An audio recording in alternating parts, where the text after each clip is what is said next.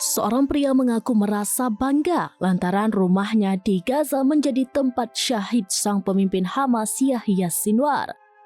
Diketahui Sinwar gugur pada Rabu 16 Oktober lalu lantaran turun langsung menghadapi tentara pendudukan Israel di medan perang. Jasadnya kemudian ditemukan IDF sehari pasca bentrok pada Kamis 17 Oktober di reruntuhan rumah di Tel Al-Sultan sebelah barat kota Rafah, Gaza Selatan.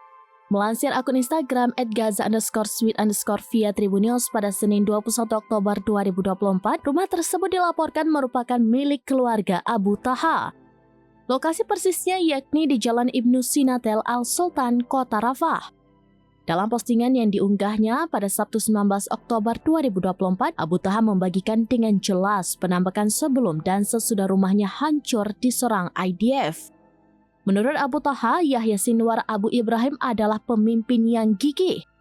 Ia pun menyampaikan rasa syukurnya kepada Allah sebab telah diberi kehormatan lantaran rumahnya menjadi tempat perlawanan terakhir pemimpin Hamas itu.